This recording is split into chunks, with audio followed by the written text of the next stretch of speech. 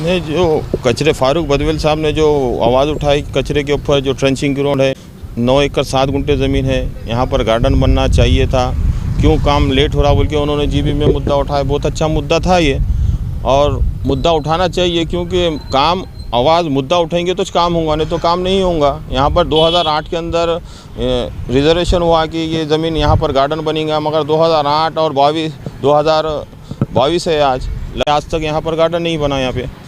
और उसके बाद कहाँ तक गए, कोर्ट में तक गए क्या आप, क्या पाटपुरा में क्या वो बात है? ये 2019 के अंदर हमें जैसा मालूम हुआ, यहाँ पर कुछ भूमाफिया यहाँ पर प्लाटिंग कर रहे थे, कच्चा लेआउट भी बना दिए थे उन्होंने, बेचने का लोगों में, ब्रोकरों के अंदर लेआउट फैला दिए थे, बेचना चालू कर दिए थे। तो हमें जैसा मालूम हुआ कि भाई ये नगर पालिका की जगह है, तो हमने पाठ पुरावा करे उसके अंदर। 2019 के अंदर उप विभागीय अधिकारी कलेक्टर साहब के पास तकरार करे, उसके अंदर हमारी हेयरिंग हुई, हेयरिंग के अंदर हमारे को नोटिस आए। उसके बाद हमने जवाब दाखिल करे कि ये बोकस, जो भूमाफिया लोगों ने बोकस डॉक्यूमेंट्स बना के 7/12 पे नाम लगाए, इसलिए हमने उसकी तकरार करके पाठ पुरावा करके जो भूमाफिया का 7/12 पे नाम चढ़ा था, तो वो नाम पूरा कम करे, उसका ख़त्म करे। वहाँ पर सरकारी गैरान बोल के ऐसा नाम चढ़ा है वहाँ पर। उसके बाद कोर्ट में भी ऐसा बताया। उसके बाद वो आदेश होने के बाद उन्हें उप विभागीय अपर जिलाधिकारी साहब के पास अपील करा, आगे वाले ने, भूमाफिया ने। तो हमने उसके अंदर भी हमारा जवाब दाखिल करे अपर जिलाधिकारी के पास। जवाब दाखिल करने के बाद हमारे वैसा आदेश होने वाला था वहाँ पर, तो आगे वाले ने पिटीशन वहाँ से विड्रॉल कर लिया। तो कोर्ट फिर बाद में वहाँ से जाकर उन्हें कोर्ट में दाखिल करा।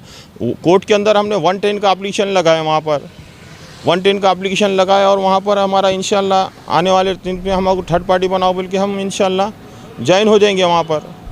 मंजू में जिस तरीके से लोग जो है ऐसे बगैर देखे सोचे समझे कहीं प्लॉट ले लेते हैं, बड़ा अच्छी एरिया है, मौके का है, कुछ डिस्काउंट मिलता कुछ ऐसा, तो ये लोगों ने प्लॉट खरीदने से पहले क्या करना चाहिए और जगहों का किस तरीके से मुआयना करके चौकसी करके लेना, तो उसका क्या तरीका रहता प्लॉटिंग खरीदने का? लोग तो मैप पे भी ले लेते हैं। धोखाधड़ी ना हो, 420 से बचे।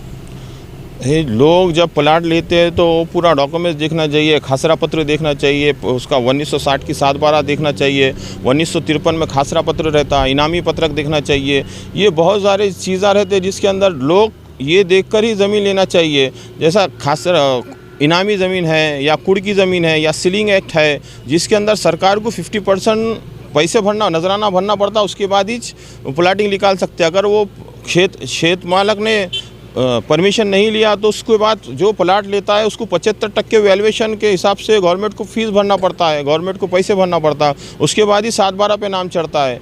आज 7/12 पे एक रह रहा, लोग उसके अंदर फंस जा रहे, प्लाट ले रहे, फिर बाद में जैसा ही बाद में प्लाटिंग हो जाती है तो उसको भगवरदार 2 कर दे रहे तहसील ऑफिस वाले। तो ये जो लोग ले रहे हैं 1-1, 2-2 गुंठे, वो लोग फंस जा रहे हैं इसके अंदर। तो वो लोगों से भी अपील है कि भाई आप डॉक्यूमेंट्स देखिए, 1960 की 7/12 देखिए, खासरा पत्र देखिए, इनामी पत्रक देखिए, कोड रजिस्टर देखिए, इसके बाद ही आप ज़मीन प्लाट ले। क्योंकि 25 लाख 50 लाख आज अपनी मेहनत की कमाई का आप मेहनत की कमाई से प्लाट लेते हैं और उसके अंदर आप फंस जाते हैं। मुशीब भाई, जिस तरह आपने देखा कल कांग्रेस की जीबी मीटिंग हुई, उसमें कांग्रेस के नगर सेवक आपस में भिड़ गए, ज़बानी जंग हुई इस मुद्दे को लेकर।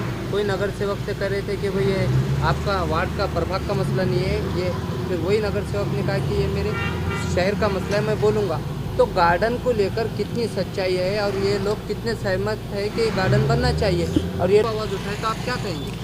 ये जो ज़मीन है, जो सर्वे नंबर 161 है, 2008 के अंदर ही रिजर्वेशन होगा था यहाँ पर गार्डन बनेगा बोल के। आज 2008 से लेके 2022 आया, 2022 आ गया, अपन आज तक जो काम होना था यहाँ पर काम नहीं हुआ, कचरा भी नहीं उठाए यहाँ से। खाली बजट पास होने वाला है, और इंशाल्लाह आने वाले दिनों में उसके अंदर कचरा उठा के गार्डन का बाउंड्री वाल घेर के गार्डन का काम चालू होगा। उसके वास्ते बहुत बजट लगता है, अभी सिर्फ 5 करोड़ रुपये वाले उसके अंदर काम नहीं होता। ये आप भी जिस तरीके से ज़मीन बचाने के लिए जो पाठपुरावा किए, कहीं धमकी वगैरह आए, कहीं राजकीय लोगों के फ़ोन वगैरह आए, कहीं हमला होया, उसके बावजूद आप लड़ रहे हैं, तो ऐसा भी है कि आगे इसके वास्ते पूरा साहब से मिलेंगे, अशोक चौहान साहब से मिलकर आप इसका पाठपुरावा करेंगे, क्योंकि जल्द से जल्द ये लोगों के लिए यहाँ पर गार्डन हो, इनको लोगों के लिए यहाँ परिवर्तन हो और प्लॉट वालों का भी भला हो। अशोक राव साहब को हम मिलकर निवेदन भी देंगे। इससे पहले भी हमने निवेदन दिए, नगर पालिका में और नगर विकास को कि यहाँ पर गार्डन बनाया जाए। यहाँ पर ज़मीन खुली रहने की वजह से लोगों की भूमाफिया की इसके ऊपर नज़र है और मौके की ज़मीन है 50, आज मार्केट वैल्यूएशन 50 करोड़ रुपए का है यहाँ पर, और लोग इसके अंदर इलीगल प्लाटिंग करके बेचने की कोशिश कर रहे हैं, क्योंकि खुली जगह रही तो लोगों की नज़र रहती है इसके अंदर, भूमाफिया हावी हो जाता है इसके ऊपर, बोकस डॉक्यूमेंट्स बनाता है तो बोकस डॉक्यूमेंट्स बना के नामों पे लगा देते। इतना बड़ा मैटर हुआ, ये बहुत बड़ा मैटर था, मगर हमारे यहाँ के उप विभागीय अधिकारी साहब पठान साहब और अपर जिलाधिकारी साहब परदेसी साहब ने इन्होंने बहुत अच्छी चौकसी करके कार्रवाई करे और उसका 7/12 पे से आज नाम उड़ा दिए और उसका मालकी में से नाम उड़ा के सरकारी गैरान का नाम लगाया वहाँ पर। एक आखिरी सवाल है, जो लोगों के पास लीगल डॉक्यूमेंट्स रहने के बाद गवर्नमेंट के कई ऑफिस से इसके चक्रा मारने के बाद भी जो है तो काम नहीं होता, लेकिन जब ये भूमाफिया इतना डुप्लीकेट कागज पत्र तैयार करने के बाद से नहीं से कैसा होता है काम, अंजाम कैसा पाता है? ये जब ज़मीन रहती तो इसके अंदर बहुत सारे लोग इन्वॉल्व होते हैं, राजकीय लोग इन्वॉल्व होते हैं, सरकारी लोग इन्वॉल्व होते हैं, वो मिलजुल कर ये प्लाटिंग करके बेचते हैं ये, उसके अंदर फिर अपील करने वाला ही कोई नहीं रहता बचे वाला, तो इसलिए वो उनके कोर्ट के अंदर उनके वैसे ऑर्डर हो जाते हैं। इसके अंदर हम पाठ पुरावा कर रहे हैं बोल के आज तक वो ज़मीन बची नहीं, तो अभी तक उसके अंदर इनके ऑर्डर आगे वाले भूमाफिया लोगों के ऑर्डर हो जाते थे कि इनकी ज़मीन है बोल के, क्योंकि हमने उसके अंदर पाठ पुरावा करे, सरकारी वकील जवाब नहीं दाखिल कर रहा था, क्रॉस नहीं कर रहा था, सरकारी वकील की भी हमने तकरार करे यहाँ, तो इसलिए ये आज तक ज़मीन बचे वाली है। उसी में जिस तरीके से यहाँ पर जो गंदगी भी बड़ी है और जानवरों का भी वो बहुत संचार है, बड़े गुर्जर डुकर जो है, इसके लिए भी कुछ ना कुछ करना चाहिए महापालिका ने। महापालिका मस्जिदों के पास जानवर घूम रहे हैं, यहाँ पे भी दिख रहे हैं। ये मसला यहाँ से जो ये कचरा उठ जाएगा तो ये जानवर भी चल जाएंगे, और जानवर उठाने के लिए नगर पालिका टेंडर निकालना चाहिए और यहाँ पे जानवर उठा के इसको ख़त्म करना चाहिए जानवरों को, तो यहाँ से जानवर ख़त्म होंगे। नांदेड़ शहर में कम कीमत में लेडीज़ के लिए बेहतरीन शॉपिंग का वाहिद मरकज़ क्वींस 2 बाबर पेट्रोल पंप के करीब नांदेड़। क्वींस 2 में लेडीज़ के लिए खुशखबरी, अब लेडीज़ को इम्पोर्टेंट मलबूसात के लिए बैरून ममालिक जाने की ज़रूरत नहीं।